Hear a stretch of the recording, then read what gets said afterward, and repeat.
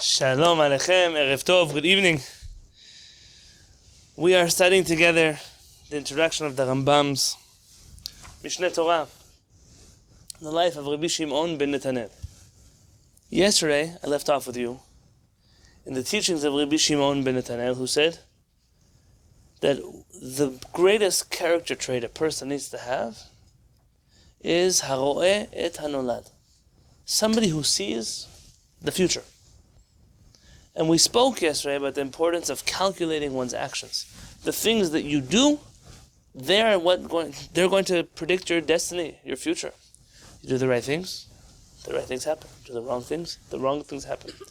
And I left off yesterday telling you that it's very easy to differentiate between things that are good and bad. Should I kill somebody? Should I not kill somebody? Hopefully that should be an easy choice. Should I steal? Should I not steal?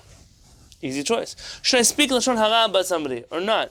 That is a wonderful conversation. Should I speak bad about a person or not? Usually the answer is you shouldn't speak bad about people, right? But then the things get a little trickier when you start to confuse what is good and bad. There are two good things I need to do right now. I have to respect my parents. I have to take care of my children. What do you do then? I have to take a job offer from two different companies. Which company do I take the job? One is a startup offering me a lot of money if I stick around, but it might fall apart in 2 weeks. The other one is a stable job. I'm never going to get promoted there. I'm always going to make the same amount of money. What do? Bad. There are bad things. A person sometimes has to make a decision. It's my life or his life. What do I do then? I have to decide between two people that I love. What do I choose then? I have to deal with an avera. I have to break Shabbat. But which way is the better of the ways? I'm on an island. I'm going to die here. There's no kasher food. What do I eat? No, what do you eat? You can eat anything you need, but if there are differences between the things I can eat, good choices and bad choices begin to get complicated. And the only way that a person can answer these questions is haro'eh et hanolad. If they have trained to always know what to look for. How do I make decisions? And so I want to read to you from a very important book. And of course, I just lost the page. This book is called Mesilat Yesharim, the path of the just, the straightforward. I don't know how you translate it into English. Who wrote Mesilat Yesharim? We call him the Ramchal. Who's the Ramchal? It's an acronym. Very good. Rabbi Moshe Chaim Luzzatto. Yes. Moshe Chaim Luzzatto was a very special Chacham. I have a class about him somewhere in my Agadata class, somewhere over there, in my Teshuvah classes. He was a Mekubal, a Kabbalist, from a very young age. You could be for him or against him, but you should know that as much as there were people who loved him, there were people who hated him. They made his life a living hell. They persecute him. The Bedin in Germany burns his books. What do you mean burns his books? Not his books that were printed. They ordered that he give them all of his handwritten manuscripts. And they burned those books. And we don't have them. The books of the Ramchal, from what we have, you see things in them that if only you had what we are left with, what you could learn from there. The Ramchal influenced many movements. As much as you could argue influence on his movement. But he influenced many movements. Some could argue that Chassidut, its entire foundation, is built off of a very selective reading, by the way, but a reading nonetheless of the writings of the Ramchal, particularly a work which the rabbis of the Hasidic movement loved, called the Klach Pitchei Chochmah, the 138 openings of wisdom, the gates of wisdom. He had enemies. Brother, the Gaon of Vilna, who was the opposite of the Hasidim, he said that if he could walk from Lithuania to go meet him and kiss his hands, he would go just to kiss his hands and walk back. The same hand, He had rabbis that accused him of some of the most terrible things in the world. You have a young man. Young, very young. 15, 16. He has a whole group of followers. His students. He has a yeshiva. He claims that angels speak to him. He writes books. Communications with HaKadosh Baruch Hu. He tells you all kinds of things. People don't know what to do with this information. You have to remember, this is right after who? Remember Shabtai Tzvi we spoke about on Tu B'Shvat?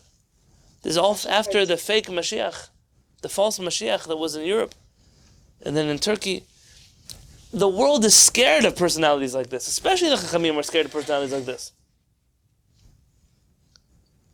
And then he comes on the scene.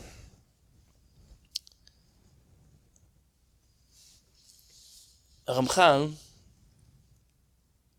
I have a special place in my heart for the eccentric books in the world. The ones that they don't want you to know about. I once had my first class I taught in LA on Pesach. Someone got very mad at me because it was a Pesach seminar, all the things they don't want you to know. Why? Because the things they want you to know, you already know them. I'm not interested in telling you things you already know. I want to tell you the things that they don't want you to know. About everything. The Ramchal wrote many books on Kabbalah, books on all kinds of different ideas of Torah. In his youth, the Ramchal wrote a number of plays. You know what plays? A machazeh. What? I have some little books of them, yeah. What is machazot, we call them. Plays. What is a play?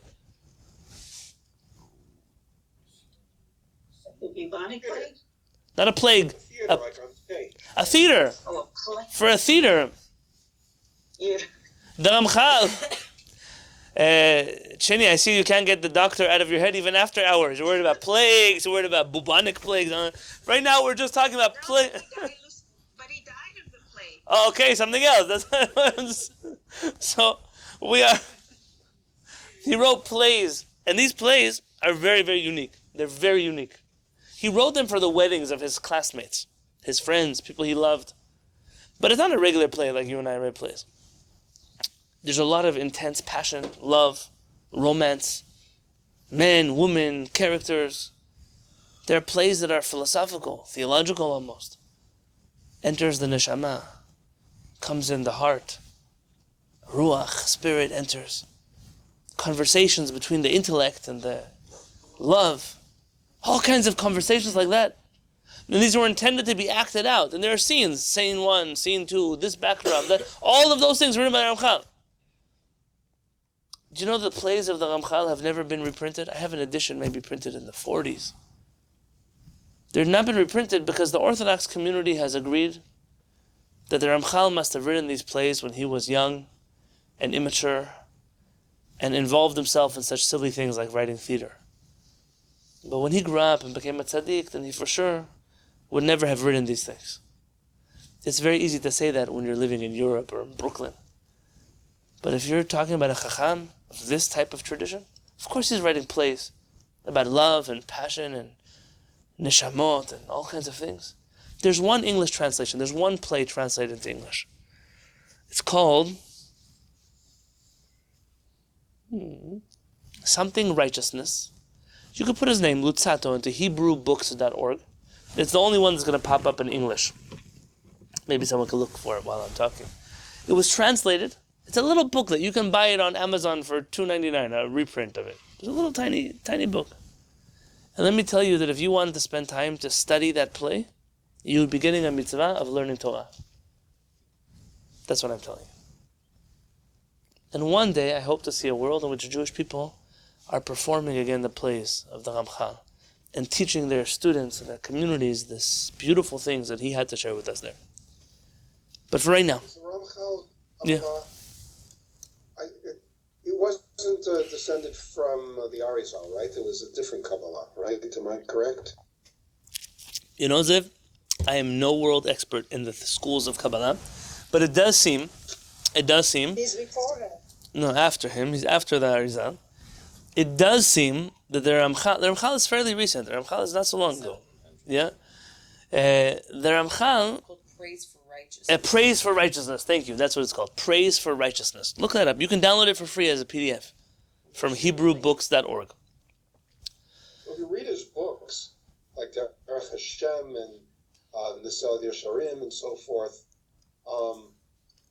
there is some of the Kabbalistic influences in there, but it's very different conclusions, Kabbalistically speaking. I think that Ramchal is head over heels a Kabbalist. There's no part of him that's not a Kabbalist. What I can tell you is that there are different schools of Kabbalah. There's the Arizal, there's the Abu Lafia family, there's the Hasidim have their own flavors of Kabbalah. The Ramchal, the Ramak, Rabbi Moshe Cordovero. I don't know where it all falls out together. If you like, I can give you. Yeah, that's a different. That's more connected to the Arizal, right? The Rashash and his Kabbalah.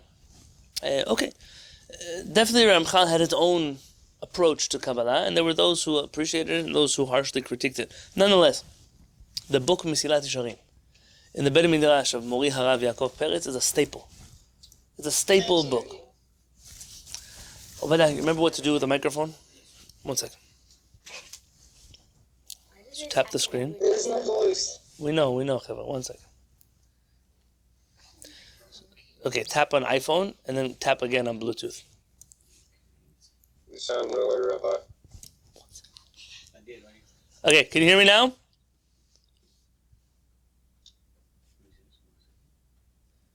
Can you hear me now? Yes. Okay, thank you. Obadiah, kol hakavod. But Obadiah, now you have to go out of that menu. Thank you. Now you can hear me? Yeah? Okay. In the Beit Midrash of Mori Harav Yaakov Peretz, the book Mesilat Yesharim is a staple. And I want to read to you something from Mesilat Yesharim. And this something, maybe we'll spend a few classes on it, because it's not so simple. And it's very much connected with the teachings of Rabbi Shimon Ben Netanel. And there's no greater opportunity to study these things than right now. If you want to open a Mesilat Yesharim, you can definitely go to Sefaria. It's probably under works of Musar, if I had to guess. And then you want to click on Mesilat Yesharim and go to chapter 20.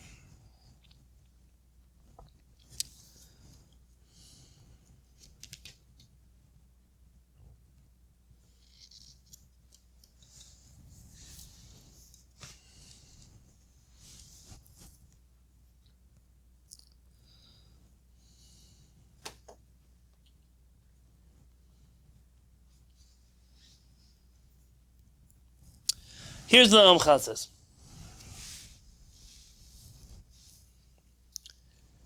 Hine chayav adam lishmor kol hamitzvot. A person is obligated to keep all of the mitzvot. Bechol dikdukehem. Sefaria under Musar. You click Acharonim and then Mesilat Yesharim. And what section is it? It starts with Hine chayav adam lishmor kol hamitzvot. It's in the middle of chapter 20. It's mamash towards the end. 10, subsection 10. No, after that. After that. Keep going. No, after that. Yeah. Section 17. You see that? Sefaria, Mesilat Yesharim, chapter 20. Yeah, subsection 17. You can Google just Mesilat Yesharim, Sefaria. Hine chayav adam lishmor kol hamitzvot b'chol dikdukehem. A person must observe all of the mitzvot, with all of their details, all of their particular details. Lifnei mi sheyeh v'lo yirah v'lo yivosh. You have to keep all of the Torah in front of everybody. It doesn't matter in front of who. It doesn't matter how embarrassed you are. It doesn't matter how scared you are. It doesn't matter anything. You have to keep the Torah. Oh, they're going to think I'm weird. They're going to think I'm crazy. It doesn't matter. V'chen hu omer. And that's what David HaMelech says in Tehillim. V'adabera be'edotecha neged melachim v'lo yivosh. I will speak your Torah in front of kings and I will not be embarrassed, says David HaMelech. V'chen shaninu. And we also learn in Avot, hevi'az keramer. You should be brazen like a namer, a leopard, a panther, what do they translate, namer, to serve HaKadosh Baruch Hu. Omnam, but even though I tell you that you have to keep the whole Torah, gam bazeh tzarich chiluk vehavchana. Also, when it comes to keeping the Torah, you need to know how to differentiate between different halachot. What I'm telling you now could come straight out of a book from the Rambam. I'm reading it to you here because I want to show you that this is in the camp of the Mekubalim. People pretend sometimes that they have some understanding of Judaism that is the way, the only way, the highway. The sensitivity, the complexity of Chachmei Sfarad, you'll find right here. כי כל זה נאמר על גופי המצוות שחייבים אנחנו בהם חובה גמורה.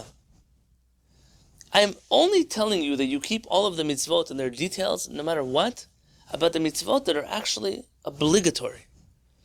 שבהם ישים פניו כחלמיש. Then you have to just ignore, you do it, it's right. אך יש איזה תוספת חסידות. But there are extra levels of חסידות, extra stringencies. שאם יעשה אותם האדם לפני המון העם, that if a person does it in front of the regular people, what's going to happen? You do those chumrot in front of regular people, what will happen? You act extra righteous in front of people?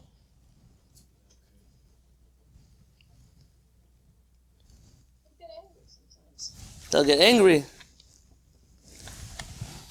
Ramchal says, Yisachaku anav. They'll start making fun of him. Make fun of him. V'yitlotzetzu, and they'll mock him. V'nimtzeu chotim, and now they are sinners. V'ne'nashim al yado, and now they are punished. Why? Because of his mitzvot. His mitzvot caused them to do something wrong. Remember what we learned about the other night? That girl who prayed, Hashem, please don't let people do averot because of me. And I told you that was yirat chet. Look here. You're doing a mitzvah. But what is the outcome of your mitzvah? You're doing extra. The things that you have to do, you have to do. But things you don't have to do, now people make fun of you. They make fun of you, they make fun of the Torah. In front of the Torah, they make fun of the Chachamim. They make fun of the Chachamim, they make fun of HaKadosh Baruch Hu. And now what did you gain? So you kept extra kosher. You put extra tefillin. You did extra Shabbat, whatever you imagined in your mind. But what did you cause? You caused for people to mock HaKadosh Baruch Hu. And they're doing averot now because of you. והוא היה יכול להניח מלעשות הדברים ההם כאינם חובה מוחלטת. He could have just not done those things. He's not obligated to them. הנה דבר כזה ודאי שיותר הגון הוא לחסיד שיניחהו משיעשהו. The definition of a chassid, says the Ramchal, is one who knows when not to do certain mitzvot. Sometimes you have to know that doing the thing that you think is the holier one is actually the one that's going to make more problems. I'll give you a practical example. Maybe I can bring this down to a practical level. What is Lashon Hara? Lashon Hara, what is it? Speaking negatively about other people. Is that the definition? Speaking about other people. Is that the Oh, wait, Marlene said. Say it again. Speaking about other people. Speaking about other people. Speaking about other people. Can you say something good about a person? It depends. See, if you say something bad, can you say bad thing? Can you say bad things about people? No. If it's a matter of security. Okay, there are times you can say something bad. You know someone's going to go to open heart surgery with a doctor, but you know they don't have a medical license. They're just a butcher. That's all they got. They came from somewhere. They got a butcher license. Now they come over with a butcher knife. They're hacking people open. You know, you have to tell them, hey, this doctor's not a real doctor. You're allowed to say that. Yeah, okay, let's be honest. There are times you can say bad things. There are conditions. I once gave you a shiur about the conditions, how you say it, how accurately you say it. You don't exaggerate things. Yeah? Sometimes you also shouldn't say good stuff. Like let's say you know somebody hates another person, and then you're saying how good the other So Hanan just saved you 20 minutes of explanations now. Yeah, I was working up to where Hanan was going to announce, but he announced it anyways. I know. Sometimes you can say something good, and it's also Lashon Hara. Imagine, I'm going to pick somebody in the room that everybody likes. Okay? Me. Everybody likes me. Okay? Everybody in the world likes me. Okay? Imagine you go to a room of people, you found them, aliens from another planet, they don't like me. Okay, imagine. and then you tell them, you know my rabbi, he's such a great guy, da, da, da, da. You say good things about me. What happens over there when they hear those things? Now they start saying bad things. Who caused that? The one who said the good things. You know this lady doesn't like her daughter-in-law. Don't go to her and tell her good things about her daughter-in-law. Now you made her hate her even more. You know these two brothers hate each other. So what are you going now and tell, oh, you know how good your brother is? Shut. Sometimes good things that you're saying is also Lashon Hara. A person can't just think, what I'm doing is good, so it must be that everything is good. No, sometimes you do good things, and bad things happen to them. In America, there's a saying that says, the road to hell is paved with good intentions.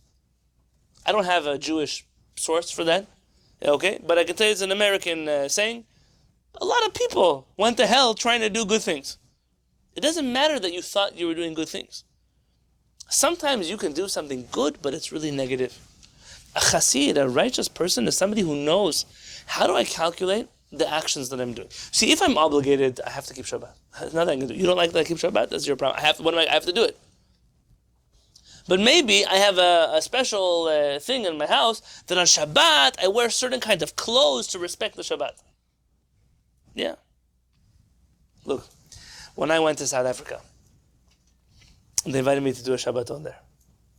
I don't make the flyers when I go to other Bate Knesset. So they made a flyer. Which picture they chose in the flyer? Ali Ababa. What did they choose? They had me in a robe with a blue hat. You know the picture. You've seen the picture before, yeah? Okay. What happened? I showed up in South Africa wearing a suit. Rabbi, where's your blue hat? So let me tell you something. I respect the holidays in my community with the blue hat, because remember here, everybody likes me. So I'm going to come to Africa now with you guys over there in your synagogue in a blue hat. Oh, look, he came from the zoo. He's going to bring it. You think I'm going to do that over there? You don't know me. You don't care. I don't have to wear a blue hat on Shabbat yet. So I'm not going to wear it because I know what it's going to cause people to think. Sometimes I come to a chuppah, I wear a long black coat. It happens. Sometimes I go to a community, I know that I come with a long black coat. They think, oh my gosh, look, the crazy Hasidic rabbi just came here. He's going to take over the community. So I don't come like that. Those are not mitzvot. Those are extra things that people do that are... I have to pray on an airplane. Okay, pray on an airplane. When I pray alone, I go, Az Yashir Moshe Uvnei Israel. But I'm on American Airlines flight number 231. I can't like belch out in the middle of the airplane, Az Yashir Moshe. Yeah. You have to pray, but you don't have to sing everything out loud. The person has to know what is an obligation and what is not. But that's the job of a chassid. Not everything good you do is now a good thing. A chassid has to know when not to do something. V'hu ma she'amar hakatuv. And that is what the pasuk means when it says in Micha, V'hatznea lechet im Elohecha. You must walk modestly in front of HaKadosh Baruch Hu. You have to know what to do, what to show, what not to show.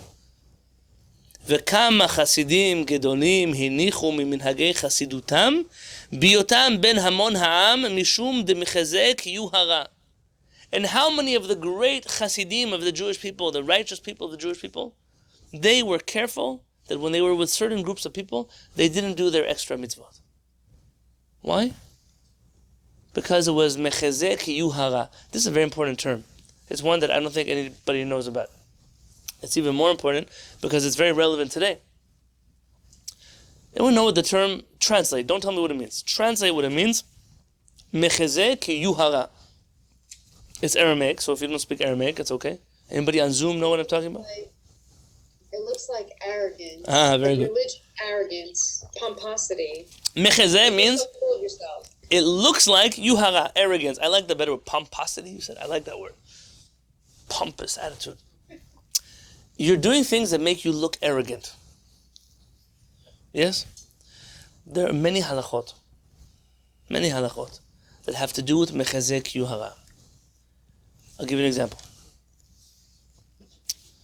You go to the Beit Knesset of a big Talmid Chacham. Guess what? He only wears one pair of tefillin. Why does he only wear one pair of tefillin? Because that's what the halakha says. One pair of tefillin. Along you come, and you bring your double pairs of tefillin, and in front of the whole community, you put on extra pairs of tefillin. Mechazek yuhara. You're showing off over here how religious you are? You want to put extra tefillin, do it in your hotel room. Go to your own community. You don't get to come here and wear extra tefillin. Mechazek yuhara. I think this Dechemet has an example. I think so. He says, you're waiting for the bus. So what do you do while you're waiting for the bus? You pull out a book and you start learning Torah on the street. I'm afraid to tell you this, because in many religious places you go, everybody's walking around with books. In the bus, they're reading the Gemara. Let me tell you, I have a lot of friends who walk around with the Gemara on the bus. They're not learning anything on the bus. Maybe some of the tzaddikim, but those guys are probably not on the bus. You're in public. Today you have a new invention, by the way. Today you have a smartphone. Yeah? You can go now on a bus and you can read Torah on your phone. Everybody thinks you're watching YouTube videos. The religious people think that you're a heretic because you have a smartphone. And you can be learning Torah and then everything is fine. You don't show off your religiosity to people. That's an arrogant thing to do. Especially in those things that are not obligated. To keep Shabbat is not arrogant. Everybody knows Jews have to keep Shabbat.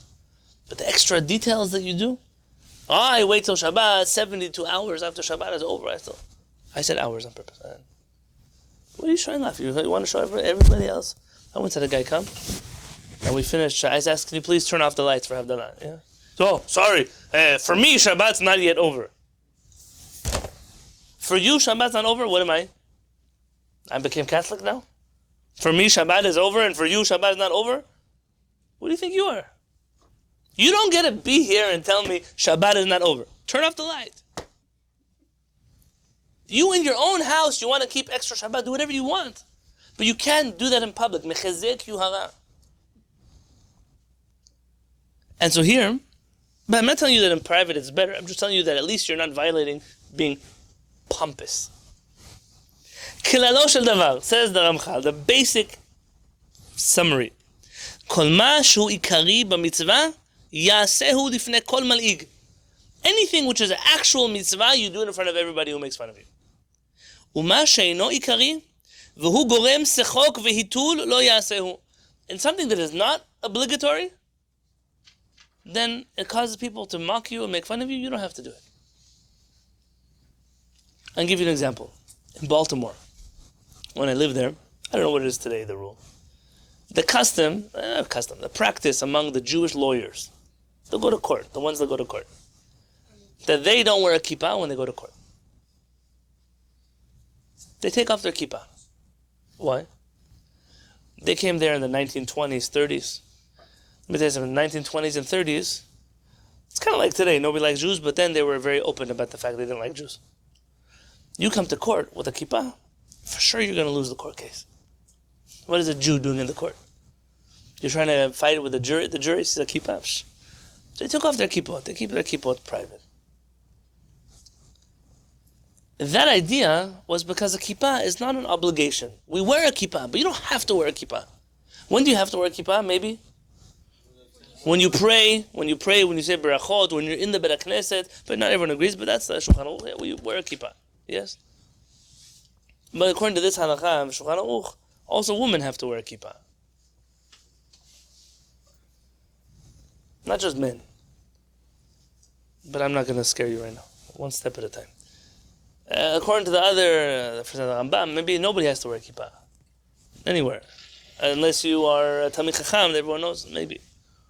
So, they take off their kippot. Why? It's an extra thing. Now what happens if you were a Jew and you were in Germany 150 years ago? I'll give you a story. You go knock on the door of Rabbi Hildesheimer, alav hashalom. Rabbi Shamshon Raphael Hirsch, maybe he was different a little already. Any of the chief rabbis of Germany, the yeshiva in Germany, you'd go knock on their door, 3 o'clock in the afternoon. You open the door, what are you going to see there? The rabbi with no kippah. The Jews in Germany, the rabbis didn't wear kippot.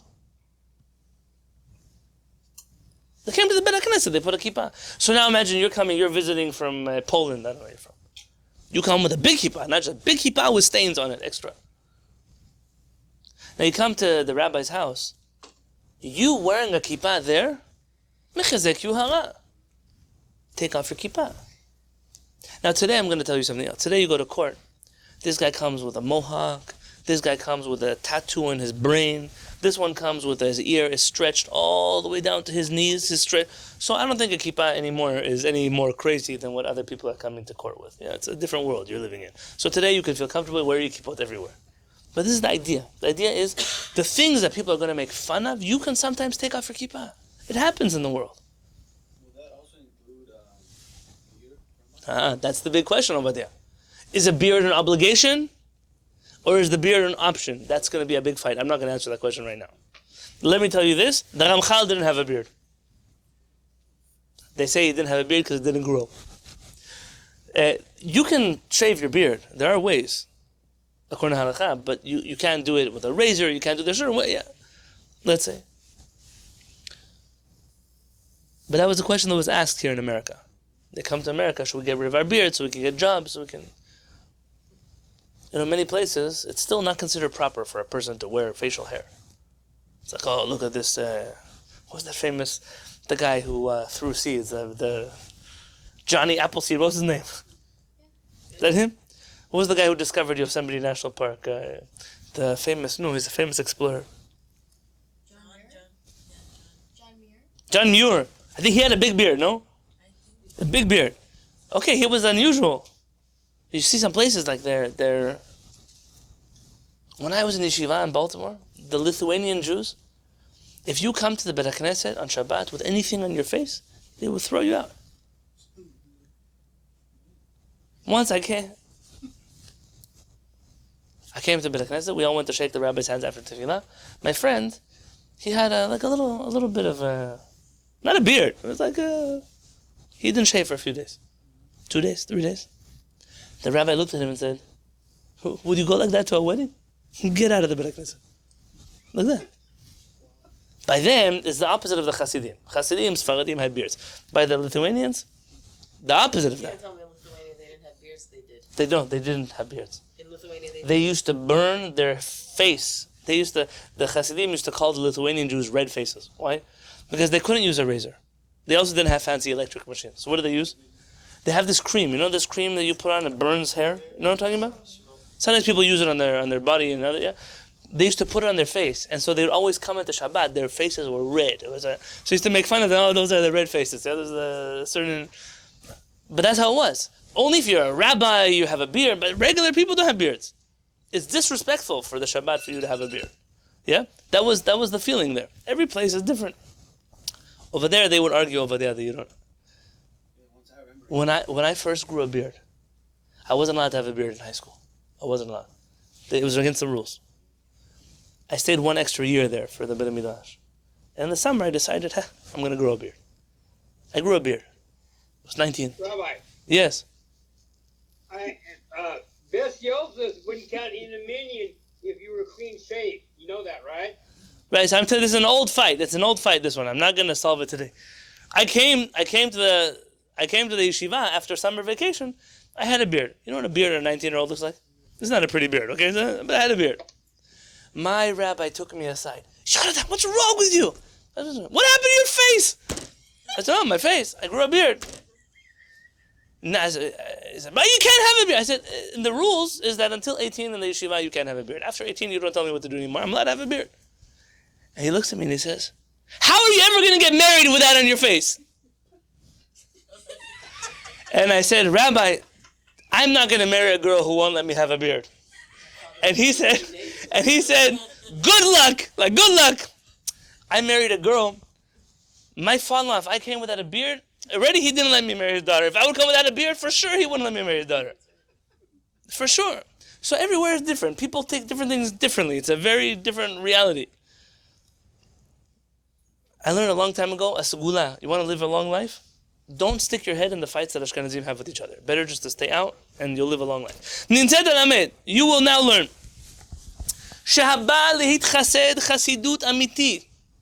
That somebody who really wants to be a chassid,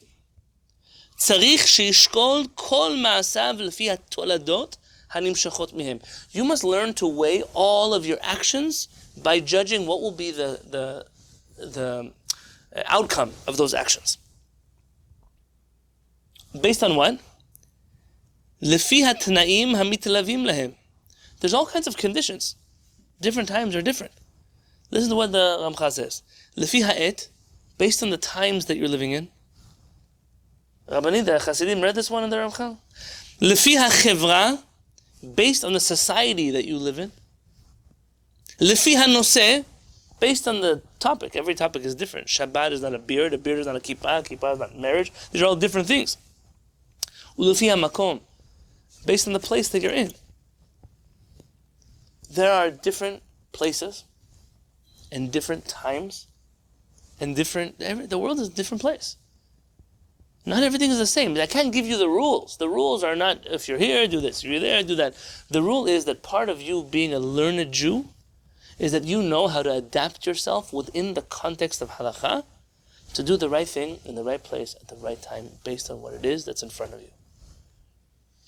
Vim ha-pirisha tolid yoter kiddush shem shamayim v'nachat ruach lefanav min ha-ma'aseh yifrosh v'lo ya'aseh. And if abstinence, meaning if not doing something, will be better than doing something, what do you mean it will be better? It will make a greater Kiddush Hashem. It will sanctify Hashem's name better to not do something than yes to do something. Then it's better for you not to do it than to do it. Or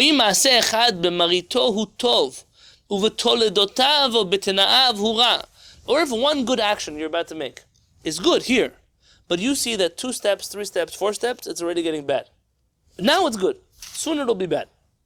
Hakol holech achar hachitum v'atolada shehi peri hamaasim be'emet. Listen carefully.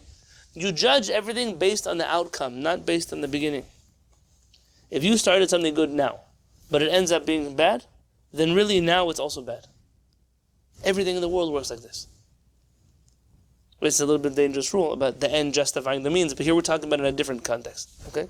Let me explain it to you. We have this idea called Murphy's Law. You heard of Murphy's Law? No, that's a different law. I'm talking the law of unintended consequences. Have you heard of this law? Robert Johnson, is that what it is?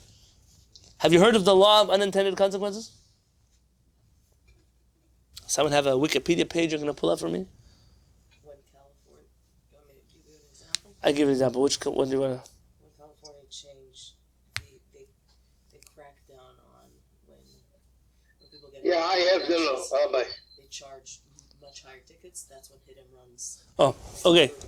Yes, what's the law about? They call the Cobra thing. The English, when they came to India, they have a problem in, I think, Bombay, whatever. They have too many snakes over there. So too many cobras. So what they decided to do, to pay for every head of a cobra, they would pay like $10. So they got the head of the cobra come in, and they were, for a short while, they made the number of snakes reduced. But they started finding out the Indian brought a lot of cobras. It turned out they raised cobras because it was free money. Very good. So if you breed the cobras, now you'll get $10 for every head. But this happens everywhere, you should know. It happens everywhere. No. What happened was, when the British stopped paying, the number of cobras was much higher than the number was before they stopped paying for it. That's a law? Before those snakes, that now we let loose. That's a law of unintended consequences. The Rabbanit mentioned another one. In California, we noticed an increase in hit and runs when the penalties for hitting someone went higher. So people fled the scene because they didn't want to deal with the consequences. You know, in Judaism, we have a few of these too. In Israel, the majority of the Jewish population does not eat chametz on Pesach. You know that? Yeah? Can I read you some numbers? Anyways, here. Rabbi, where's that article? Is it this one? I want to read to you an article, a piece of an article. Chevra, we're not going to probably get the Shulchan Aruch today. You'll forgive me. If we do, we do. But if we don't, it'll be okay. There's a researcher who will write an article about Sephardic Jews and things that you can never understand about Sephardic Jews. Okay? There's some problems with Sephardic Jews. I could write a book about that one. But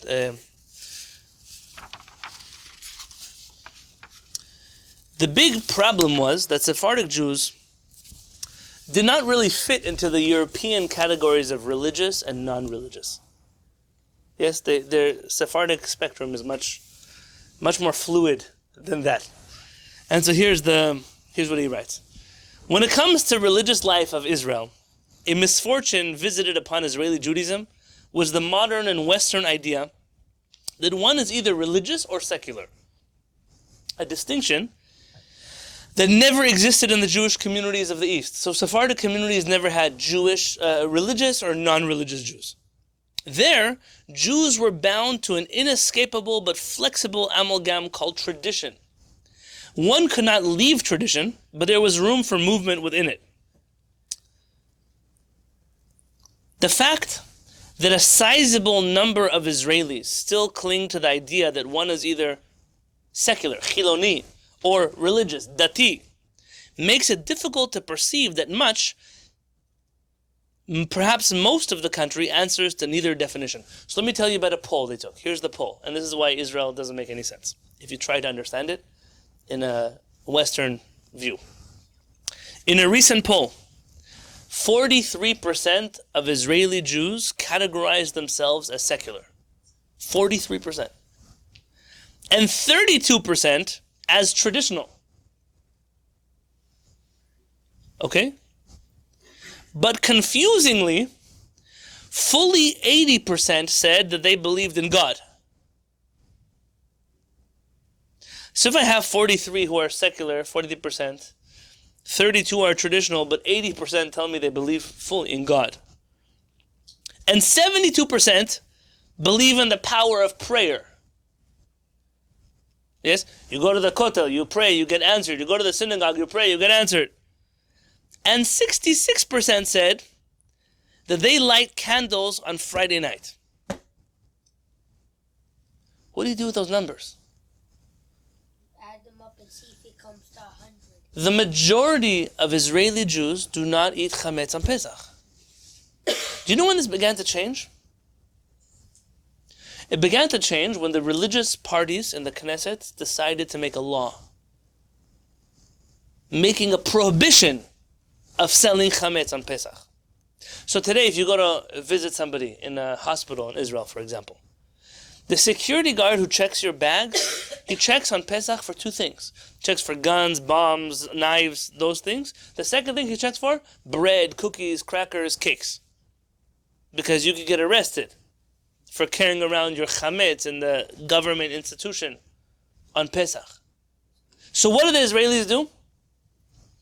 Now in Israel, there are entire restaurants that serve chametz on Pesach. There are Arab villages that open up to tourists from Israel 8 days a year.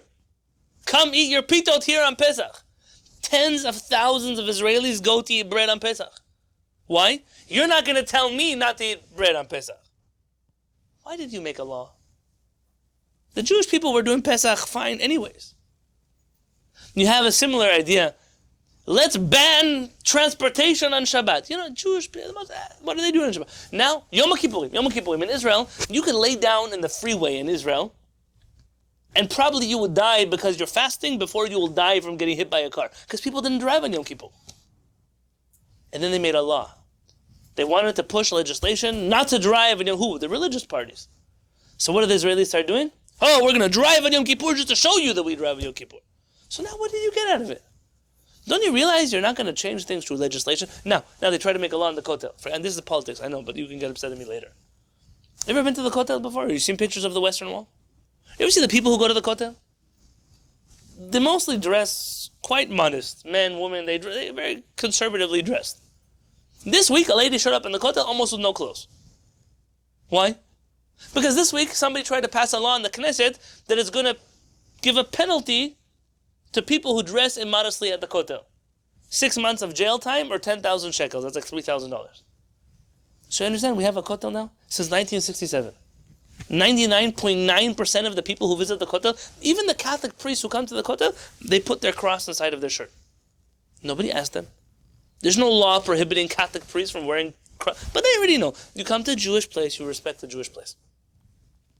Even the tourists, they know. They put away their camera on Shabbat. Maybe sometimes people tell them. Okay. But now you may try to make a law.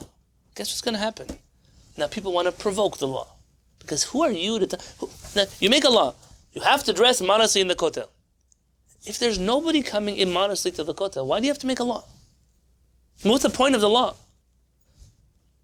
Who does it help? It only hurts. But this is a major problem. It's the law of unintended consequences. People who are making these laws don't think 3, 4, 5, even sometimes 2 steps ahead. You're making a rule. You don't understand what's going to happen after the rule. I had a very interesting experience. When I lived in Israel, I taught at a yeshiva. I don't want to mention the name of the yeshiva. I taught at a few yeshivot, so you don't know which one it is. You know what happens to the Americans who come to Israel? All their parents think, we're sending our kid to Israel, he's learning Torah, he's reading Zohar the whole night, she's meditating on magic carpets in the Kever Rachel, they're doing all kinds of what. Let me tell you what your kids are doing in Israel. They're 18 years old. Zev, that's a good part. That's the halavai. They're 18 years old. They just finished high school. They're in Israel. For the first time in their life, they're living away from their parents. In Israel, at 18, is the legal age to drink alcohol. Why? In Israel, at 18, you also go be a soldier in the army. You can die, so you might as well be able to open a can of beer, no? It's interesting in America. You can go to war at 18. You can vote when you're 18. You can choose the president, but you can't open up a glass of wine on your own until you're 21. It's interesting. Over there, it's different. 18 years old, the world is free. There's a whole industry in Israel that caters to yeshiva boys and seminary girls. Parties, bars. You go to a bar, everybody's wearing a kippah in the bar. They're all 18-year-old American kids. The menu's in English. Usually, the good kids, by the time Chanukah comes, they already came back. They drink. How much can you drink? You lose all your money. And drinking is expensive. You go buy a beer in the store, it's one price. You go buy it in a bar, it's 7 times the price. They can't afford to drink the whole year. By the time Chanukah comes, for the most part, the kids calm down, they settle down, they come back to the yeshiva, they learn a little bit. But by that time, they already go home for Pesach, they come for a few more weeks after Pesach, and they spent like 3 weeks studying in Israel. Not all the yeshivot, not all the seminaries, am I generalizing? Yes. But it's a huge number. A huge number. So all the yeshivot have a rule. What is the rule? You're not allowed to drink alcohol. They all made the first rule. You come, you're not allowed to drink here. Cheva, what do you think these kids, we all know what they do. I was a dorm counselor at one yeshiva. There's protocol. What happens when an 18-year-old kid comes back to the dormitory drunk? What do you do? But it's a liability for the yeshiva. Do you send him to the ER? Do you lock him in a room? What do you do? The rabbi of the yeshiva that I taught in, when he started the yeshiva, made a rule. The rule was, you are allowed to drink. Listen carefully. You are allowed to drink. You're 18 years old, you're allowed to drink. Here's what you're not allowed to do. You cannot drink in a bar. If I hear you are in a bar, you go home tomorrow on the next flight. Go to the steakhouse. Order for yourself as much alcohol as you want in a steakhouse. The chances of people sitting there taking shots in the steakhouse till they pass out on the table is very small. They're going to come, they say, can I get a bottle of red champagne? What are they going to get over there? What are they going to drink in the $500 bottle of wine? It's a little broken. The second thing, no matter what you do, it's a wedding, it's a friend, don't you dare show here drunk. So 2 things. I let you drink in a respectable place. And the second, don't you dare come here drunk. And when we asked him, but Rabbi, wouldn't it be better to just make a rule no alcohol? He said, you're not allowed to make rules that nobody's going to listen to. Because here's what happens. We all know they're going to drink. Yeah? So now we made a rule, no drinking. What does it say about the rest of the rules? Well, if I don't have to keep this rule, and they don't throw me out, then for sure I don't have to keep the other rules. You break the system when you create laws that nobody's going to listen to. In the last couple of years in this country, we had this conversation also, surrounding the pandemic and you can't make rules that you cannot hold people accountable for. It makes a mockery out of your system of law. The same thing with everything that you do. I know I'm talking about this a lot, but I wish I could tell you that the shiur that you heard tonight here is one of the most important things I will ever teach you. I'm not exaggerating. The years that I spent with Mori Harav Yaakov Peretz, and still I spoke to him 2 nights ago, or last night? 2 nights ago. I asked him a halachic question. And what did Harav Peretz do? Achanan, tell me about Mephibosheth. Mephibosheth Mephibosheth was who? A teacher. He was a teacher of who? David HaMelech. David HaMelech. He was the son of Shaul's son. Shaul, Yonatan. son Yonatan, right? Very good. David HaMelech's best friend's son. He was the taught But he was- David he HaMelech. was a Why was his name Mephibosheth? We know his name is Ishbosheth. Why Mephibosheth? Why they call him the mouth of embarrassment? Because he embarrasses people when they get it wrong. Look, you're so bad. You got the question wrong. Blah, blah, blah. The way that he used to teach was he used to embarrass his students. He used to be hard with them. So when David HaMelech would get an answer wrong or something like that, he would, Nah, but you might told us that. And Mephibosheth, that's why part of David HaMelech's joy is when Shlomo HaMelech comes, he can answer everything. That makes David happy, because now he has a son that you can't embarrass him. It's a little Mephibosheth in me the other day. I asked him a question. Not a question I wanted to ask, a question that's been burning in me because someone came up here in the Kehillat. And Rabbi answered my question. And then after he answered my question, he said, Rabbi Yonatan, I'm a little bit confused. Why are you asking me such a silly question? Don't you have more important things to focus on? And I got a little of a moment with Rabbi Peretz. Rabbi Peretz, I've been calling him to ask him questions since 2008. You forget how many years I've learned by Rabbi Peretz. Every time I ask Rabbi Peretz questions, they're very important questions. All of a sudden, for the first time, I'm picking up the phone to ask him a very silly question. It's not silly. It's a kind of thing that religious Jews care about. Okay, it doesn't matter. It's the kind of question that religious Jews care about. And Rabbi Peretz told me, Rabbi Yonatan, you're not a religious Jew. You're a rabbi. You're not supposed to ask me kind of questions like this. I took that musar. Because the one thing that I spent learning from Rabbi Peretz the most, anybody could teach you Shulchan Aruch. I could also teach you Shulchan Aruch. That's not the point. How do you teach a person how to think like the Shulchan Aruch? How do you teach a person how to think the way a Talmid Chacham thinks? When do I yes do something? When do I not do something? What is the consequence of the things that I do?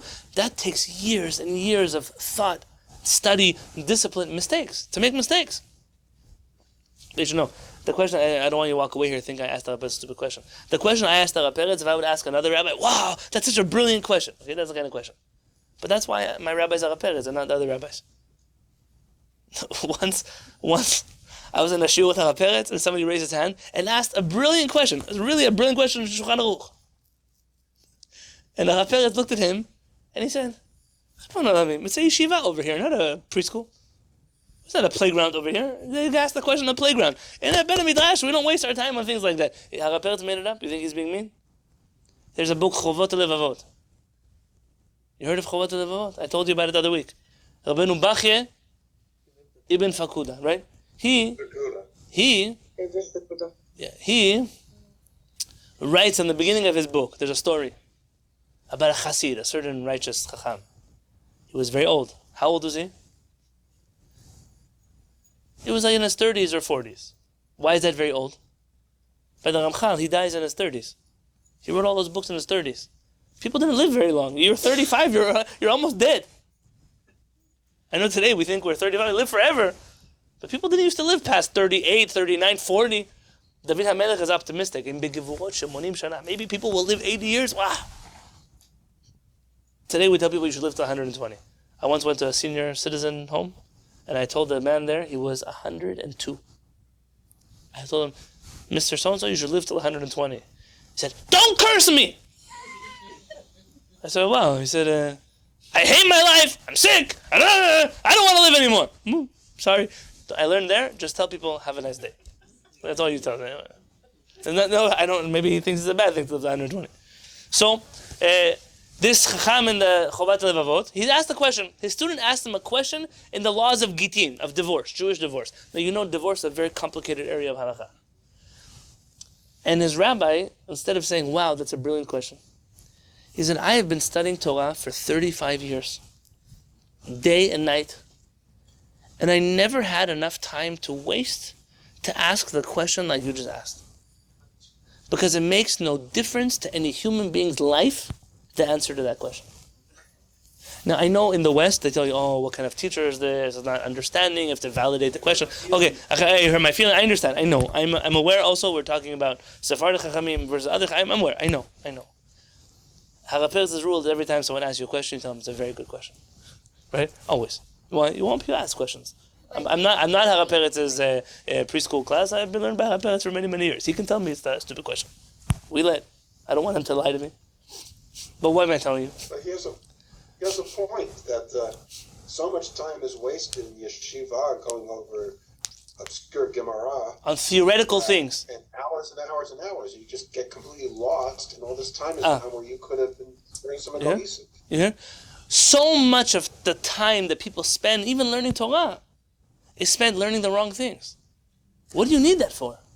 What does it matter right now if you know this information? I know it's a lot of things are important, but you're 35, you're almost dead. You don't have the whole life. I'm joking. You don't have your whole life to sit around learning nothing. You have to learn things that matter. That's their yeshiva. You have to learn things that matter. What? They need the people. That's Yes. their yeshiva. Oh, what does the Ramchal say about people? Yeah, what does he say about people? You know what people is? People is the way that every Ashkenazi yeshiva alive studies today. It's not their fault. That's the way that their Chachamim studied. The Ashkenazi Chachamim did not used to do people. That's something that happened later in history. Let me just find my... I have an edition of the Mishneh Torah here that has 2 different Mishneh Torah inside of it. And so I don't know my page numbers here. 1 second. Okay. No, still the wrong book. Here. It says Rabbi Yonatan Halevy.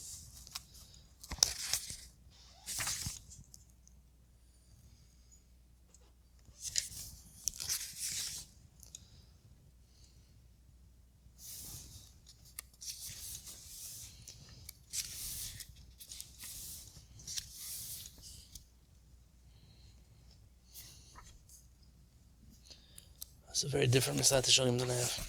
1 moment. I know it by heart, but anyways, I'm sitting here, I have a book, I might as well read it to you.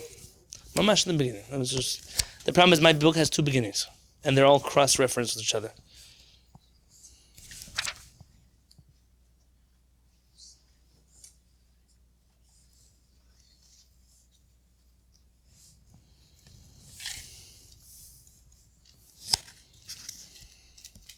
Here. Says the Rabbeinu Shachem Lutzato. Ma na'aneh b'yom tochecha.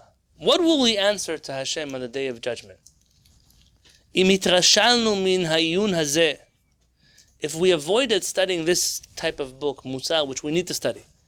V'hinachnu davar shu kol kach mutal aleinu. And we abandon the type of learning that is so important for us, obligated for us. V'yamol sichlenu b'chakirot asher lo nitchayavnu bam. And we spend our time studying all kinds of intellectual things that we're not obligated to know them. Befilpulim, in a pilpulistic style of study, a very sharp style of study, asher lo yetze lanu shum pri mihem, which will never get any practical results from this learning. V'dinim asher einam sheyachim lanu, and to learn all kinds of halachot that are not relevant to us. Why are you learning right now the halachot of going to the moon? It's interesting. It's interesting. This is the introduction to Mishneh Torah. You're asking me, Shai? This is the introduction to Mishneh Torah. U'ma shechayevim anachnu leborenu chova rabba, and the parts of the Torah that we actually owe to HaKadosh Baruch Hu, He said we have to know them. Na'azvehu lehergel v'nanichehu lemitzvat anashim melumada.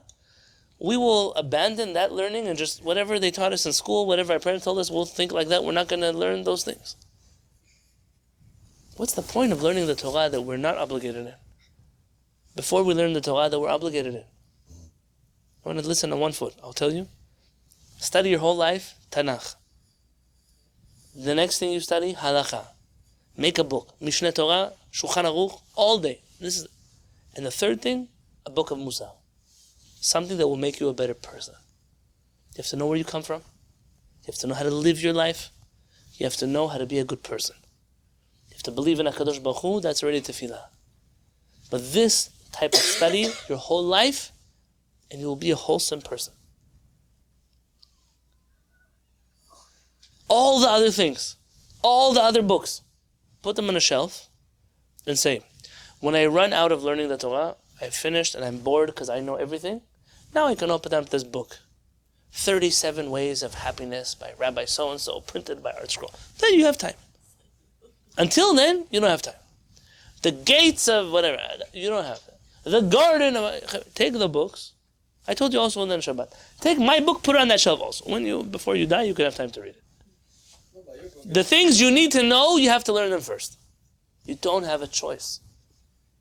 This is part of knowing to learn. Prioritizing your life. To prioritize your life. Over there, the Rambam says there are smart people and stupid people. What is a smart person, he says? A smart person, he first gets a job. Then he buys a house. Then he gets married. A stupid person first gets married. Then he looks for a job. Then he spends his whole life trying to buy a house. Yeah, I'm from the category of stupid people. What am I doing? But in the Rambam's time, to build a house didn't mean you need $1.5 million with a $400,000 down payment and a $9,000 a month mortgage. Okay, that's not what the Rambam was understanding in buying a house. Maybe he also would tell me not to live in San Diego. That could also be the situation. But at the end of the day, a person has to know to plan your life properly. You're in high school. Why are kids running around dating each other in high school? Anybody's going to get married in high school? Okay, don't say yes. There's some people who get married in high school. How many of the people that got married in high school and had kids in high school, they're married still today? 17%. 17%? Someone knows the number. 17%. Well, let's say high school, not the best time to get married. Why? The person doesn't even know who they are. But today they don't know anything. People don't know who they are. They don't know their name, they don't know where they are, they don't know where they live, they don't know what they want to do. Look, you talk to a person here in university. 3 years into university. What are you studying? I don't know yet. You don't know yet. You just took $130,000 in student loans. And there's a bank out there, he'll never help this guy buy a house. But they will pay for you $150,000 to go to school, to study about the art of dolphins that came out of East Asia. Yes? They'll pay money for that. What are you going to do with that degree? What are you going to do with it? Who let you? Check bags at SeaWorld. No. The eastern side of SeaWorld only. Not the, yeah. What is he going to do? I'm not making fun of them. This is a person not thinking about my life. When am I... So high school is not a good time to have kids. What should I do in high school? You should learn. You should go to school. Focus. Go to college. These kids, it's 6 months before graduation, they're running around. Sometimes I have to go to the college area. I went to Trader Joe's the other night. You see kids? These are like the cutting edge of American future. They're running around. They don't even know how to put on clothes. Their mother didn't teach them how to wear clothes. They're running around. That's what you do. You know what it used to be? People went to university. They were sitting in libraries. They were writing books. They were writing manifestos, how to take over the world, whatever they were doing. But they were doing things. Today, what is it? And then when they graduate, all this money they owe, they don't have a job. They don't have a job. But by accident, they had 3 kids with 4 different people. You do the math. How does that work? Wouldn't somebody tell them, right now is the time for you to be a kid? You know what you do when you're a kid? Stop doing business when you're 8 years old. You don't need to be doing business. 8 years old, you need to be at home. Your parents should teach you how to eat, how to drink, how to dress. You go to school, now you know how to study. I'm not talking about Jews. Nothing with Jews. You need, after you finish your school, you can make a choice. You go to university, but not everyone who goes to university makes money. You can go to vocational school, you can study, you can open a business, whatever you do. Now you need to make money. You have a little bit of financial stability, maybe you can get married now. But you have to know who you are. If you're still trying to figure out where you want to live, what you want to look like, what you want to do, if you don't know how to do your own laundry, it's not time to get married yet. You're mature enough to get married, now you get married. Married? Are you ready to raise a kid? Are you married to somebody who's crazy? Can she raise a kid? Can he raise a kid? Wait. Figure it out first. Don't bring a neshama into this world till you know what's going on with them. Now you have a kid? That's your job to raise the kid. It's not that people think the job is to have children and then the rest doesn't matter. That's up to Hashem already. I know a 49-year-old guy. Shh. No, you're not allowed to say averot. Yeah. So what happens? See, I could tell, you know the problem? You know why he took his laundry? Because he didn't want to do it in the rabbi's house. But the problem was, the rabbi said, don't worry, it'll be done in 45 minutes. It's 4 days later, I still didn't finish it. You understand? It's my problem. The Rabbani said, for sure he's never going to come back here. You should know, I love Ovadia. Maybe like the way Harav Peretz loves me. I can tell him things I don't tell anybody else. That's why if you're wondering, the guy said, I take Ovadia, it's because I don't want to pick on you because you'll get offended. Ovadia is Baruch Hashem. So, we should rename you Teflon. It's nothing, it doesn't stick, okay? But what I'm telling you is important. To raise a child, not enough to have a child. Rabbeinu Saadia Gaon writes, many people think having children is a mitzvah. What about raising the children? What does it help if you have children and they grow up to be criminals? So what did you do for the world? You did something good for the world? It's your job. You're a mother, you're a father, but I want to discover myself still. I need to live for myself. You could do that until you have kids. You don't get to do that anymore. I didn't choose for you to have kids. You chose. Once you chose, you have to live a life that's responsible for those people. Somebody has to raise them. We know what happens in this country. The number of criminals who come from the foster care system. It's their fault. It's almost cruel. They don't stand a chance. They don't stand a chance. But that's what happens in a world where nobody is thinking one step ahead, and one step ahead, and one step ahead. It's a problem. What the Ramchal is telling us here, it's important for all of us. Rabbi Shimon Ben Netanel tells you the foundation is to know what happens in a few steps. We read it the other night. Everybody thought, oh, okay, that's simple. It's not simple. If I would tell you that this is the biggest thing that the world doesn't know how to do, and if the world would start thinking about it, the world would become a better place.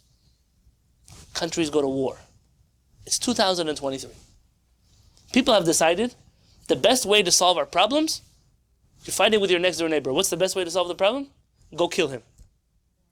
Is that the best way to solve the problem? Anybody thinks the best way to solve the problem? No. But if the country next door to me is making me a problem, let's go kill them. That's the way to do it. It's 2,000 years later, we still haven't come with a better way to solve our problems. What happens in war? 2-3 generations after a war, you still have orphans, you have people with PTSD, you have countries that are broken and destroyed, you have entire economies that are disappearing. What did you get out of this war? When did you win a war? Wow, the world won from this war. You have people that are leading the world, they don't even think about the world. They'll think about it. What's going to be tomorrow? I send 100,000 soldiers to battle. Do you know how many psychologists and social workers you need for the people who survive? Not the 50,000 who are going to die. The 50,000 who come back home. Grown men, they can't sleep at night. They're wetting their bed. They go to drugs and alcohol. For what? Because you decided there's a war. Who decides these things? Rabbi Nachman of Breslov said, how can you lead people if you don't even know how to lead yourself? How can you do that? Who makes those kind of decisions? I'm telling you now. And then what happens? They want countries to have peace. In Israel. Well, why can't we have peace already? You know how hard it is to make peace? Who doesn't have a brother or a cousin or an uncle or a nephew or a grandparent who was killed already there? On both sides of that story. I'm not telling you right and wrong. Who doesn't have? This is a personal war. It's not diplomatic anymore. It's not political anymore. I don't want peace with somebody who killed my uncle. And then what happens? What did we get out of it? I'm not telling you not to take flowers and put them in people's tank. I'm not telling you, it's not promoting here fake peace either. But people who make decisions have to think and to think and to think. This is I want to finish the sentence for you. Every action you take is decided if it's good or bad, not now, based on what happens at the end. And no, not every heart and every brain can understand. Not everybody. Only those who have hearts that know how to feel, brains that know how to think. You know that some people, their heart is broken. You know that? You see a little kid crying. What's the feeling that you feel? I feel so sorry for you. What if that kid is a different color than me? A different religion than me? What if he's my enemy's kid? What does your heart feel? It still hurts. It's a heart that feels. But there are some people, their heart is, there's no heart. What does it say in the Torah? They have hearts of stone. It's not a heart of flesh, a heart of stone. That kind of person, what do? You expect his heart to think? His heart doesn't have any feelings. His heart is dead. There are people who are dead, but they're still alive. Al-sechel nachon. There are people who have brains that work, and there are some people who have brains that don't work.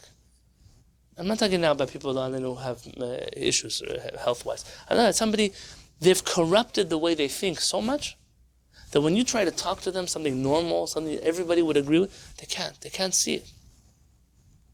Don't think that your heart and your mind are free. your heart and your mind can become sick like any other part of your body. I'm not talking about cardiologists now and neurologists. I'm talking about emotionally. The things you watch on TV, the things you experience in your life, those things, everything. You know one thing your brain doesn't do? Your brain doesn't know how to forget things. People, 40 years later, they experience flashbacks of things they don't even remember that happened to them when they were a kid. The brain is like a hard drive, remembers everything. You choose what you see. You choose what you expose yourself to. If you corrupt your mind, there's no chiropractor you go to, there's no physical therapist you go starts adjusting your brain again. It's done. It's very difficult. It's like you take a piece of paper, then you crumple the paper, now you want to make it smooth again. Maybe you could wet it and soak it and dry it. Maybe, I don't know. I'm sure there's a way. But it's hard. It's hard work. My mother-in-law, she says, you learn about averot from dishes in the sink. And you finish using a pot, you wash it right away, it's very easy to wash it. Yeah, let's say, you make frijoles. Yeah, you make chamin, you make chulent, you make dafina. You take it in the sink, and now you wash it, it's great. You leave it till tomorrow morning, ooh, you have to soak it and scrub it and steel wool. And then even then, for the next week, you're wondering why there's that brown thing in the bottom over there. You want to throw it away, get a new pot. Your averot, the things that you do wrong, and you fix them right away, it's much easier to clean them than when you wait. And you wait, and you wait, and then you're so crooked already, it's already hard to clean. It's not impossible. Everybody can do teshuva, it's hard. כי אי אפשר לבאר הפרטים שאין להם קץ, ואדוני ייתן חוכמה מפיו דעת ותבונה. This is based on Mishle. The Ramchal is telling me to shut up. He says you cannot talk about all the details because there's no way you can talk about all the details. What you heard, you heard. You heard? Now the rest of your life is to take everything you heard here and to try to live by it. And I don't know your life, and I don't know your circumstances, and I don't know your bank account, or your spouse, or your children, or your parents. I don't know anything. But you have an obligation going forward to stop thinking simply. Start thinking like a chassid, a person who every action that you do, I know what's going to happen. I know the steps. That's why when you see me doing it, you think I'm bad right now. It's because I know this is the best thing I could do for my family. Just tell you a story. I'll end with you a story. Maybe next week, if you'll allow me. Maybe. On Tuesday, I want to give you 3 or 4 halachic examples of haroet hanolad. Places where people make mistakes in halakha. They're calculating one thing and they really should be doing the other thing. But right now, a story. When I was in high school, my father got a wonderful promotion. Wonderful promotion? To a company in Florida. Most people in San Diego don't know. They thought my parents went on vacation to Florida for a few months. But they went there because it was a very good job in Orlando, Florida. In a few weeks, my father became vice president. Big company. The kind of money they paid over there, so now you could afford buying a house in San Diego. Okay? That's the kind of... except that was in Orlando. You know what Orlando was like? I went to visit them in Orlando. I was in Baltimore in Yeshiva. It's What? one of the worst cities in the country. More mosquitoes, more heat, humidity. Zev, I discovered a halacha in Orlando. That you're not allowed to walk with your mouth open. Because you will eat bugs, more bugs than any lettuce or strawberries, all the people are checking. You couldn't open your mouth over there. There were these love bugs. Everywhere you go, there were bugs. In the water, the crocodile. Everything is a crazy, crazy world. And the place, the Jewish community, I don't know what it's like today, but it wasn't an evolved Jewish community. And my parents were there. And my father was making money, good money, Baruch Hashem. Maybe today I won't have someone live in my garage. But at a certain point, my father looked and he saw my mother. My mother will go everywhere with my father. When he was in school, she worked the jobs so he could be in school, all those things. Even here, she was willing to live in Orlando. I don't know how my mother. My mother needs to live next to water. There's no swamps, but no oceans, no nothing like that. Yeah. Disneyland. Maybe Disneyland has water inside of there also. But she was willing to live there. My father saw my mother. He saw his children. This is a place his children can come to. And my father went, and if I'm wrong, he should correct me. But he went to the boss over there, and he said, here's my letter of resignation. And I said, you crazy? Well, it's like a dream job. They know your career. When you apply for a job, they see your history. They see where you work. It's a dream career for you. This is your exit. You work here, a few years, you're done. You retire the rest of your life. And my father said, listen, I'm a Jewish man. I don't live for my career. I live for my wife, for my kids, for my family, for my community, for my God, for my Torah. None of that is good for me here. He says, I'll give you more money. He says, you don't understand. I'm not talking about money. There's nothing you can give me that is going to make this a good decision. And you should know, probably everybody who knew him then thought he was crazy. But you can go back to San Diego, you go back to that crazy... Look, where would you all be if I'm not here in San Diego? Where would I be? Where would my kids be? What would be with my family? What would be with our friends? A person has to know to make decisions. You're lucky, Baruch Hashem, in this Kehillat, you have my father, Baruch Hashem. Should live and be well. Yeah. Now I'm embarrassed. He's going to get upset at me after the class. Yeah. See ya. I did not make decision on 1st of July. You must say, maybe it's good for you, but it's not good for me. Very good. See, my mother is always the motivating factor. She stayed in San Diego. I flew back to Orlando, and I served my notice over there. My mother, very good. See, I wasn't living in San Diego. I don't remember. My mother told him, you could go back, but I'm not going back. Yes? And Baruch Hashem. But that's something, you raised with that story?